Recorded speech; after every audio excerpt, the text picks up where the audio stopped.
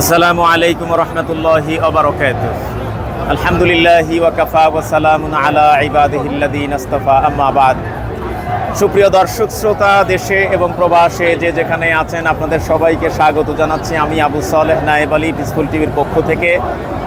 Time square new York বা Manhattan বলতে পারেন, আপনারা নিউ ইয়র্কের সাথেই বেশি পরিচিত, আমরা এটাকে ম্যানহ্যাটেন বলি।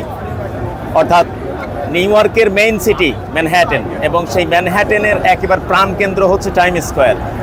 সেখানে আমাদের পিছনে বাংলাদেশ এবং বাংলাদেশের জনগণের মুক্তির লক্ষ্যে নিউ ইয়র্কে বসবাসকারী বাংলাদেশিদের উদ্যোগে একটি বিশাল বিক্ষোভ সমাবেশের আয়োজন করা হয়েছে 7টায়। এখন অবধি চলছে 9:30 বাজে প্রায়। তো আমার পাশে দাঁড়িয়ে আছেন এম রহমান মাসুম, বিশিষ্ট অনলাইন অ্যাক্টিভিস্ট এবং রেমিটেন্স ফাইটার্স অফ বাংলাদেশের সভাপতি। মাসুম ভাই কেমন আছেন? জি, আমি অনেকদিন পরে মাসুম ভাইয়ের সাথে আমার দেখা, এবং উনি আসতে চাননি, ওনাকে আমি এক ধরনের ফোর্স করে নিয়ে এসেছি, কারণ এই জাতীয় প্রোগ্রামে আমাদের আসা দরকার। তো আমি একটু শুরু করতে চাই যে মাসুম ভাই, বাংলাদেশে যে আন্দোলন চলছে, এই আন্দোলন সব মিলিয়ে প্রায় 1 সপ্তাহ চলছে। এই 1 সপ্তাহে মিডিয়ার তথ্য অনুযায়ী 158 জন শাহাদাত বরণ করেছেন, আর অন্যান্য সোর্সে আমরা যতটুকু জানতে পেরেছি প্রায় 3 শতাধিক প্রোটেস্টার শাহাদাত বরণ করেছেন। বিষয়টিকে আপনি কিভাবে দেখেন? ওকে, সো আসসালামু আলাইকুম। আমরা টাইম স্কোয়ারে আসলে এই প্রোগ্রামটাতে আসার কথা ছিল। লাস্ট পর্যায়ে আমি এক ধরনের ট্রাফিকের কারণে, সানডে ইটস হ্যাভি ট্রাফিক, বাদ দিয়ে দিয়েছিলাম। নায়েব আলী ভাই আমাকে ফোর্স করেছেন এক ধরনের, আমি এসেছি এখানে। বাট নায়েব আলী ভাই, থ্যাংক ইউ সো মাচ আপনি আমাকে ফোর্স করার জন্য। এসে এক্সেলেন্ট অ্যাটমসফিয়ার। এখানে কিছু অভূতপূর্ব ঘটনা। একটু আগে আমি একটা লাইভে ছিলাম যে একজন বোন হাঁটতে পারেন না, উনি স্ট্রেচারে আছেন, তারপরেও আসছেন এই গণহত্যার প্রতিবাদ জানাতে, এবং সেই সব শহীদ আছেন যে শহীদদের মা এবং তাদের পরিবারের প্রতি সমবেদনা জানাতে উনি এখানে এসেছেন। একটা জিনিস মনে রাখবেন নায়েব আলী ভাই, আপনি যে স্ট্যাটিস্টিক্স দিয়েছেন, ইন্টারন্যাশনাল সিস্টেম যদি ইন্টারনেট রিইনস্টেট করে, আমরা দেখতে পাবো কত মানুষ, কত ছাত্রকে তারা হত্যা করেছেন এই শেখ হাসিনা, এই গণহত্যাকারী। এটা একটা গণহত্যা। যদি একটা রেভলিউশন ঘটে গেছে বাংলাদেশে, তবে একটা গণহত্যার শেখ হাসিনা আবারও একটা পেলখানার পরে আরও একটা গণহত্যা, এবং ৭৭ পরে আরও একটা গণহত্যা উনি সংগঠিত করেছেন। একজন ইন্টারন্যাশনাল ভেরি ফেমাস বাংলাদেশি এই জার্নালিস্ট, উনি আমাকে বলেছেন এই সংখ্যাটা কমছে হলেও 1000 থেকে 1500 বা 1300 হতে পারে। I don't know this exact statistics, or we don't have any source to verify this information. আজকে এখানে দুটো জিনিস, একটা জিনিস মনে রাখবেন, দুটো গ্রুপ এখন এই মুহূর্তে আমাদের বাংলাদেশিদের জন্য। Number 1, Awami League or Bangladesh, which one yours and which one you to choose? You have to decide right now. আপনি কি আওয়ামী লীগের পক্ষে যাবে নাকি বাংলাদেশের পক্ষে থাকবেন? কারণ এখন 97% মানুষ ডাইরেক্টলি এখন Bangladesh, regardless of their political and religious belief. সুতরাং আপনাকে ডিসিশন নিতে হবে আপনি কার পক্ষে যাবেন। আমরা আবার বলি, এই দুর্বৃত্তায়িত এবং এই দুর্বৃত্তদের বিরুদ্ধে আমরা প্রতিবাদ জানাই, এবং সেই সব শহীদ এবং শহীদদের পরিবার, তাদের সমবেদনা জানাই এবং তাদের আত্মার মাগফিরাত কামনা করি। শেখ হাসিনাকে বলতে চাই, আপনি ভারতীয় সহযোগিতা নিয়ে 15 বছর ধরে বাংলাদেশে যে গণহত্যা এবং অ্যাট্রসিটিস করেছেন, লুটপাট, খুন, গুম থেকে শুরু করে পৃথিবীর যত মানবাধিকার লঙ্ঘনের মতো অপরাধ আছে, আপনি সেই অপরাধে যুক্ত এবং প্রতি মুহূর্তে করেছেন। এই ঘটনায় এই প্রথম বাংলাদেশে বিপ্লব সাধিত হয়েছে। আপনার রাজনৈতিক, আর্থিক, আপনার রিজিমের মৃত্যু হয়েছে, আপনার ডাইনাস্টির মৃত্যু হয়েছে, আপনার আওয়ামী লীগের মৃত্যু হয়েছে, আপনার ছাত্রলীগের মৃত্যু হয়েছে, আপনার রাজনৈতিক ভবিষ্যতের মৃত্যু হয়েছে।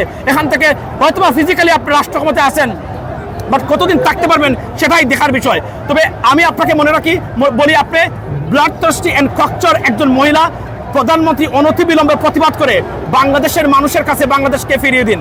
বাংলাদেশের ছাত্র সমাজ একটা জিনিস প্রমাণ করেছে, আপনি বলছেন এই দেশ আপনার বাবার, প্রমাণ করেছে আপনাদের সবাইকে দিয়ে যে এই দেশ 18 কোটি মানুষের। সুতরাং লজ্জা থাকলে আমি তো মনে করি আপনার আত্মহত্যা করা উচিত বর্তমানে এই সময়ে। আপনি কল্পনা করতে পারেন কিনা শেখ হাসিনার অধীনে বাংলাদেশের প্রত্যেকটা শিক্ষা প্রতিষ্ঠান ছাত্রলীগ মুক্ত। What a shame and disgusting for Awami League. এই অবস্থা থেকে শেখ হাসিনা যদি সম্মান নিয়ে কোনোভাবে যান নিয়ে যেতে চান, আপনাকে রিজাইন দিয়ে বাংলাদেশের রাষ্ট্রটা বাংলাদেশের মানুষের কাছে দিয়ে যান। ধন্যবাদ মাসুম ভাই। আমি এবার একটু এই আন্দোলনের একটা অ্যানালাইসিস আপনার কাছে জিজ্ঞাসা করব। সেটা হচ্ছে যে গত এক সপ্তাহ আমরা এই আন্দোলনটাকে একটা অরাজনৈতিক আন্দোলন দেখেছি এখানে আসেন সবাই। এবং আসেন, আসেন। আন্দোলনটা পরিচালনা করছে Yeah. ছাত্র সমাজ Yes. এবং এই ছাত্র সমাজ যে নামটা দিয়েছে বৈষম্য বিরোধী Yes. আন্দোলন। Yes. এখন এই আন্দোলন 7 দিন চলছে। Yes. 7 দিন চলার পরে এটা আর এখন কোটা সংস্কার আন্দোলনে নাই। No. এটি এখন চেঞ্জ হয়ে সরকার পতনের আন্দোলনের রূপ এবং নিয়েছে। বাংলাদেশকে ফিরে পাওয়ার আন্দোলন যেটা আমরা বলতে পারি। Exactly. এখন অনেকেই বলছেন যে বিএনপি জামাত সহ অন্যান্য বিরোধী রাজনৈতিক দলের উচিত জি, আপনি এখানে আসেন, আপনি এখানে আসেন, এটা ধরেন আমাদের সামনে। জি জি, একটু সামনে যান, একটু সামনে যান। জি,